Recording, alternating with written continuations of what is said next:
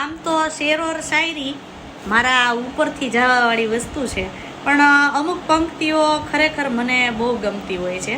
જેમાંની એક પંક્તિ એવી છે કે મસલા તો સુકૂન કા હે, મસલા તો સુકૂન કા હે, વરના જિંદગી તો હર કોઈ કાટતા હે. એટલે અહીંયા કહેવાનો અર્થ એમ થાય છે કે સુકૂન એટલે કે શાંતિની વાત થાય છે.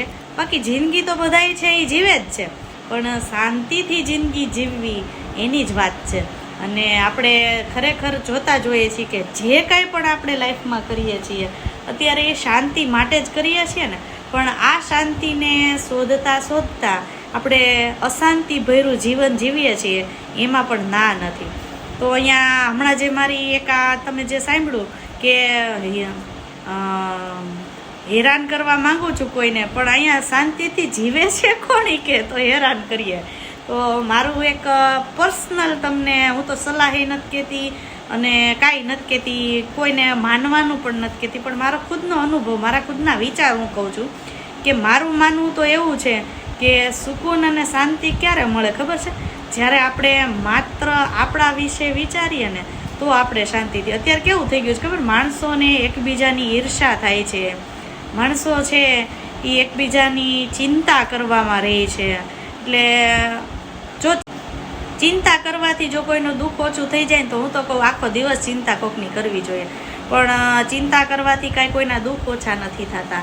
અને ઈર્ષા કરવામાં તો અત્યારે માણસો છે ને એને બધાને એકબીજાની, નાનું બાવ હોય ને એને તમે જોજો કોકના બીજાના છોકરાને આપણે ખોળામાં બેસાડશું તો એને પણ ઈર્ષાના ભાવમાં એ પણ આપણા ખોળામાંથી નાના બાળકને ખેંચીને આગળ ભરશે.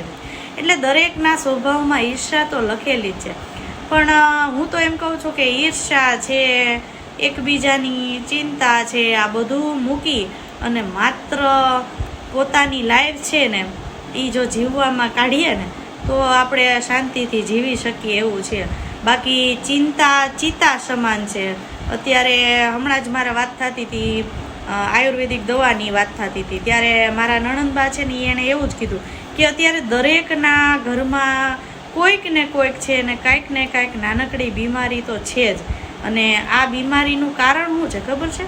ચિંતા, એકબીજાની ચિંતા, ઈર્ષા. ઘણીવાર કેવું થાય છે કે માણસને બીજા માણસની ઈર્ષા થાય છે ને, એ ઈર્ષાના ભાવમાં પણ એ બીમાર પડે છે.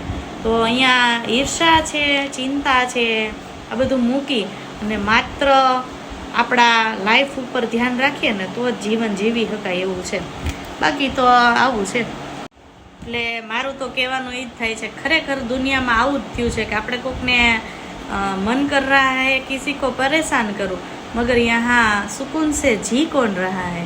એટલે સુકૂનથી જીવવું તો બહુ અઘરી વસ્તુ છે, પણ મનની શાંતિ છે ને એ જ સાચી શાંતિ છે. મનથી આપણે શાંત રહીએ ને તો આપણે તનથી પણ શાંત રહી શકીએ છીએ.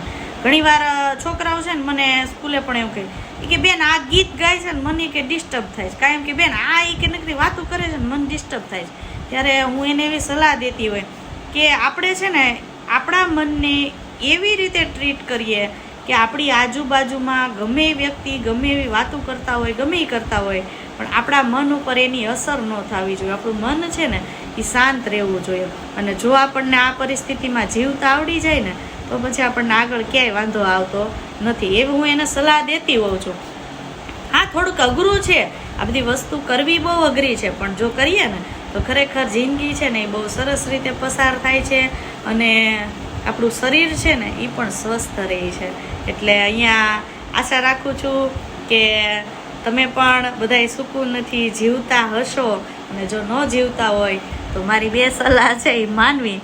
બાકી તો સૌનું જ્ઞાન સૌની પાસે છે જ.